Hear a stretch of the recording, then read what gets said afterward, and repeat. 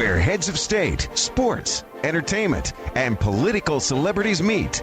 You're listening to Armstrong Williams. We're coming back to much more from David Corey. He's not leaving us. We're going to hold him hostage here for a while. Plus, we have some business to talk about. Wayne Root, how are you, brother? Hey, Armstrong, how are you? Say hello to Renee. Hey, Renee, how are you? Hi, Wayne. How are you? Hey, good. You know, when guys like you have me on, you want to talk politics and you want to talk, national issues. And you know what's funny? I heard you talking to the last guest about the miracles in his life. I thought that was fantastic. And I've had some miracles in my life too, and people never want to talk about anything but politics with me. But I think when you meet somebody who does well in life, they've all had amazing miracles, and they've made great things happen where others would have said they could never, ever happen. So I think there's a lot of miracles walking around in this world. Share, Wayne. Share some miracles. Well, I mean, miracle number Obama one. being president is a miracle. Well, you listen, miracle number one was when I was a kid. My dream in life, believe it or not, was to be Jimmy the Greek Snyder. Do you remember who that was? Oh, I love Jimmy the Greek in the NFL. Are you kidding me? He you was remember the Jimmy ultimate the Greek? Vegas You're too young for oddsmaker, that, and right? then he made a really dumb comment, as I'm sure all of you know, about African Americans on Martin Luther King Day, and he lost his career. But what a lot of people don't remember is 1 year later he got his career back because CNBC hired him after he'd been fired by CBS to give him one more chance. And at the time, I was 16 years old when I wanted to be the next Jimmy the Greek. Well, by the time I was 27, after this decade-long fight to become Jimmy the Greek, CNBC hired me and Jimmy the Greek to co-host a show together. Wow. And I went from a nobody living in my parents' house with $500 in the bank to becoming Jimmy the Greek's co-host. And then 3 months later, they said, you know what? Wayne Root's a good enough talker. We don't need Jimmy the Greek anymore. They fired him, and it became my show, and I literally replaced Jimmy the Greek. I was the last guy he was ever on TV with. And then people didn't realize the passion of my life was politics, always has been, from the time I was a little kid. I was handing out literature for James Buckley running for United States Senate in New York, and he was the biggest upset in the history of politics, a third-party guy, conservative party, who won for the U.S. Senate. And that gave me the political bug for the rest of my life. And people said, well, wait a minute. You're a Vegas gambler. You're the most famous odds maker in Vegas now. You can't run for political office. That's ridiculous. And I ran for the Libertarian presidential nomination in 2008. And I won the vice presidential nomination, wound up on the presidential ticket, traveled the nation as a presidential candidate, became a Fox News regular, wrote a couple of books about politics, and the last one I wrote, The Ultimate Obama Survival Guide, became one of the biggest bestsellers in the country for the last year. So, I mean, I've had miracle after miracle in my life, What's your secret? That's God, man. What's my secret? Well, I think it's two things. I'll agree with you on God, because I'm a big God guy. I'm actually a Jew turned evangelical Christian, which is very rare, married into a very religious family of Christian ministers and missionaries all around the world, including Africa. And I'm a big God guy, but I think there's two parts to the equation. I think people who don't believe in God don't realize that's a huge thing they're missing in their life. But I think most people who believe in God miss the other half, which is God helps those who help themselves. Absolutely. And I am the ultimate hustler. If you say God is the only answer and you stand in the middle of a 5-lane highway and trucks are coming at you, you could pray all you want. You're going to get run over. You got to move your feet and get off the highway. And maybe God will be the one who inspires you to move your feet and get off the highway after you pray. But you better move, or God will be laughing at you as you're flat as a pancake, Well, you know what? God helps those who help themselves. Let me tell you what the Lord's telling me tonight, that we're not going to talk no politics, no NSA. Well, now I tell everybody this. It's the same with, let's just give an example. A 15-year-old wants to go to the movies, and their mom and dad say, well, what are you going to do for me? Well, what do you want me to do? Can you mow the lawn? It's like you got to meet people at the 50-yard line, carry the dream, and run. A lot of people don't understand, man. Self-belief is key. If you don't believe in yourself, how does anyone else expect you to believe in them? Let me give you one more, because nobody can argue that the Jewish people, and I was born Jewish and became evangelical Christian, but the Jewish people are very successful all over the world. In any country they're in, they're very, very successful. Israel as a country is the most successful country in the world, pound for pound, man for man, woman for woman. And in America, you see Jews at the very top of every industry you can name. And there's a reason for that. Number one, when you've been persecuted your entire life, when you've been killed, when my relatives were all herded into gas chambers in Germany, and then one day you wake up and you say, hey, should I risk $100,000 on a business deal? It just doesn't seem like that big a risk compared to dying, compared to being persecuted, compared to being tortured. And I think that's why the Jewish people are the biggest risk takers in the entrepreneurial world. Because what's the big deal about risking $1 million on a business and going broke when you could have died 100 years ago?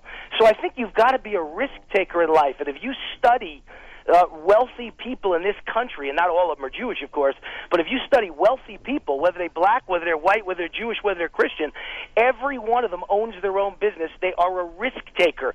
They put their own money where their mouth is. You cannot get rich in life without being willing to risk money and go out on your own. You don't get financial freedom from working for anybody else. So that's a message. It's one of the reasons. I don't know if someone listening right now might be a big Democrat, and that's okay. We can disagree politically, but the reason I'm very anti-Barack Obama is because he doesn't seem to like entrepreneurs or business owners or wealthy people. He encourages you to be dependent on your boss or on government or on someone else to help you, and that's the wrong way to save America. And I think that's the reason there are no jobs, and that's the reason the country's going to hell. That's the reason the economy's sinking, and that's the reason there's no hope. The only way to save America is to encourage capitalism and entrepreneurship and free markets and financial risk-taking. And until you realize that and you reward people and say, go spend $1 million, take it out of your mattress, start a business, employ 50 people, and we will reward you by letting you keep all your money. Until the day you acknowledge that, Barack Obama has the wrong philosophy. Let's not talk about Barack Obama. We don't want to lose anybody tonight. We're not getting into politics, but I do want my main man David Corey. He wants something to say.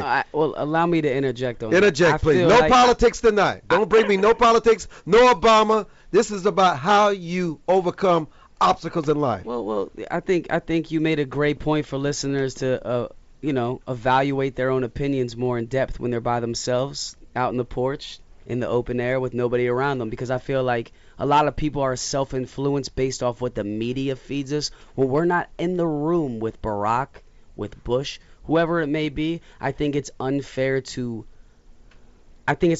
promote anything as bad at this point, because I don't know what it would be like to be president. I don't know what it would be like with that role. But I feel like, however this may happen with anybody, I feel like, going back to your religious points, I think what Jewish people went through was a tragedy. I think whatever it is you believe in, as long as it's for the good or better of life and helping others, you can believe in whatever you got. I got first of the month coming up. I ain't got time to care if you're gay. I don't have time to care what your politic background is. I have time to care if you're a good person. What are you doing for mankind and people? That's what I care about. I want to take from what Wayne Root just said, because I'm going to challenge him. And Renee knows exactly where I'm going. It's not about whether you're Jewish or whether you're black. When you come from a world and a history for thousands and thousands of years of struggle, you build what is called the spiritual currency, which separates you from anybody else in the world. What Jews have is no different than what blacks have. Everybody has it. But some, instead of looking to being bloodsucked and looking to government to be their savior, they keep their families together. They don't let government separate them with their religion. They don't let government raise their children. They continue Shabbat on Friday. They continue the family gatherings. They allow themselves, while the government may help you, it does not become your destiny. It does not become all things to you. You got to learn to fend for yourself. You got to provide for your family. You got to set an example of work ethic for your children. And you got to keep your family together. You got to set an example of fidelity.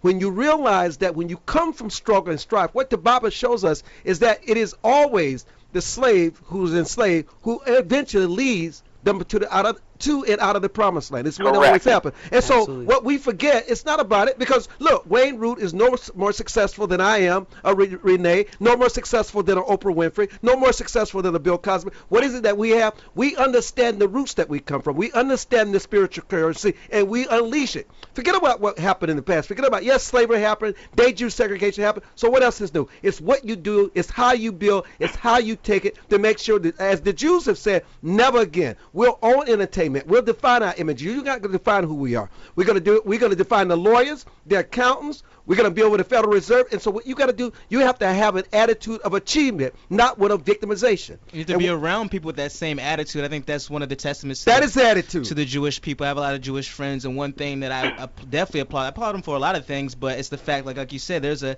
sense of self urgency. Everyone has to be able to pull their own weight. You have to have a skill set to be in the room, and you're almost looked at as cursed if you're not successful, because it's a matter of you not being able to actually put your hard work into a situation that's fruitful. And that, well, let me throw in one more little Jewish trick, okay? While we're on this topic, and that is that I come from nothing. My mom was a housewife. Everybody comes from something. You do not come from nothing. That is not true. Let me say, nothing financially, but family-wise, religious-wise, structure-wise, they were wonderful parents. That is more important than the money. The money is just a scorecard. It's just a byproduct. Let me tell you a quick story about it, though. My dad was a butcher. My mom was a homemaker. My dad never made any money. He wore a white apron with bloodstains on it. But from the day I was born and the day my sister was born, and I think this is something everybody can learn from, he literally brainwashed us from the day we were born that you're both going to Columbia University. I didn't make anything of my life. I only graduated high school. You're both not only going to college, you're going to Ivy League college. And I don't know if in the whole United States, Armstorng, Renee, or David, I don't know if there's another blue-collar butcher who sent both his children to Columbia University. We both wound up going to Ivy League college, and I think it's because you need a belief. See, we didn't know. I didn't know that 30,000 people a year apply to an Ivy League school and only 1,000 get in, and all 30,000 are number one in their class, and it's almost impossible if your family doesn't donate millions of dollars that you're going to be one of the 1,000 that gets in. I didn't know that, so I thought it was obvious I was going to Columbia from the day I was born, and sure enough, I got into Columbia. So I tried the same experiment with my daughter. Now, we homeschool our kids, okay? My daughter had never in her entire life been in a classroom.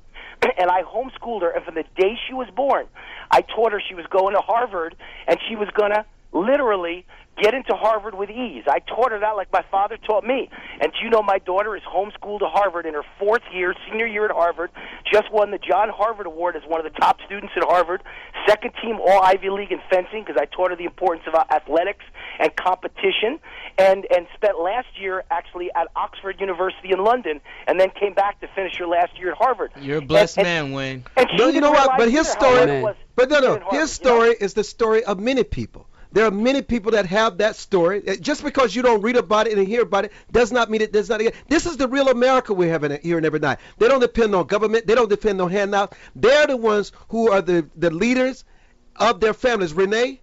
Well, I'm interested in hearing some more from David about the important thing that he raised about extending a hand to give a leg up to the people behind you after you've succeeded to some extent. Can you tell us about the anti-bullying Outcast album? Yeah, no, absolutely. That was actually a song that was created. Oh wow, it's She took you back. You did. She took him back. I could tell he's shocked. He'll get there. Go ahead. I wrote the hook of the song, I think honestly in 2012.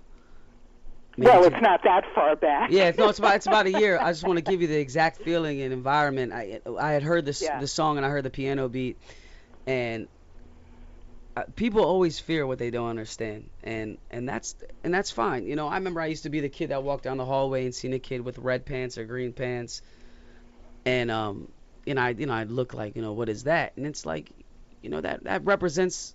And that might be a bad example of like things you could think of that are different, but it's like for kids we're so quick to pick or judge upon somebody else, almost more quick than adults, but adults obviously we all do it as well. But I feel like it was so important for that song because it was so much self-awareness for people to really look into themselves. It's emotional for you then. It's emotional now. Why? Because it means so much, because looking back, I was always that kid. Oh, you were? I was always that kid, because when everyone wanted to go right, I was going left. When everyone thought it was cool to wear this, I was wearing that. When people thought it was cool to put your hair like this, I was putting it like that. When singing wasn't cool, I was like, hey, I'm a singer. It's like I always teeter-tottered on that fine line of like what was accepted until I broke out and I was like, I don't care if you don't accept it. I accept it. And I'm cool with myself because I am the coolest person because I am myself. And I'm the coolest person because I'm real. And that's hard to find. Everyone makes up stories that they think people will like instead of just telling your own, and that might spark the brain of someone that's going to help change the world. And that's the problem with people. And I don't even want to start going at it like that, but that song was an honor to me. And I remember I called Jesse James and I said, hey, man, I got something bigger than us. Because sometimes when we make music, it's so self-absorbed to a degree because we're writing about our experiences. This was a general thing that needed to be put out there. And I think it really sparked something with people. Well, if Renee mentioned it, it sparked something. 1-866-801-8255. We're hoping the phone lines. I'm sorry. 1-866-801-8255. David Corey is our guest. Wayne Root is on the line. It is so good that we have a conversation to talk about what we can do instead of somebody else doing for us. I think it's very important, too, to establish the fact that the most important thing in your life that you have control of is your thoughts. Like David was just speaking, the most important thing for him was understanding who he was and what that really embodied, not only physically, but in terms of himself and his gifts. A lot of people, they think thoughts that are corruptive and destructive to themselves, and they let them take over their brain, and it becomes a reality. The law of attraction is real. You are what you think you are, and it becomes fruition. So I think it's very important. We touched on it with the Jewish faith. We touched on it with a lot of people who are achieving success. It comes with them first knowing and believing in their heart, like Wayne said, that this is for me, and your actions start to align with that, and that becomes your character, and that becomes your story. Sam in Atlanta, ATL, you're on the phone. Talk to us, brother. Hey, thank you for taking my call, Armstorng. Armstorng, I like when the young man said, in spite of, in a nutshell, no matter what he had gone through, he had the courage to keep going, and I like that. And also, Armstorng, now don't cut me off. Now, whoever the other guy that's talking about our president, this is not the show for that. We stopped that. I took care of that. Come on now. I took care of that matter. I handled my business, okay? Thank you. Thank you. Okay.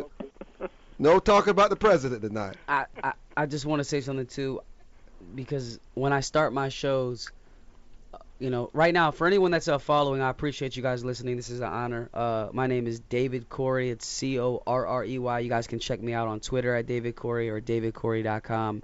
I just want you guys to get a chance to understand that when I talk about what I'm speaking on, I always start with struggle is relatable to anybody.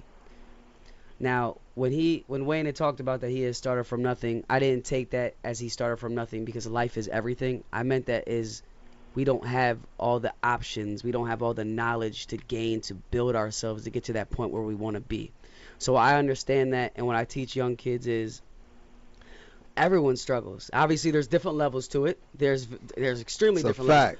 A fact. That's why I never compare what I went through. I just compare the struggle that I got over it. Now some people aren't. And this is a sad fact. Some people aren't made to get through struggle. They're not. And that's scary sometimes because you want everyone to succeed, but it also shows you what kind of person you are. But you also, what you're alluding to, you should also tell them, David, the struggles in many ways is the greatest aspect of life. Absolutely. It's where we learn. It's Absolutely. where we become who we are, know who we are, go where we need to go. Absolutely. I mean, we don't really learn much from the success. It makes us arrogant. The vanity. Vanity. I think we got to take a break here. Look, boy, we're having some fun up in here tonight. This is the show. No talking about the president tonight. Those are the ground rules. There are too many other good things to talk about. Don't bring me no bad news. 1-866-801-8255. David Corey's in the house. We'll be back. The world is ours tonight, moving faster than the speed of light. The feelings in my veins let go of everything, lose control of what feels right. Just live your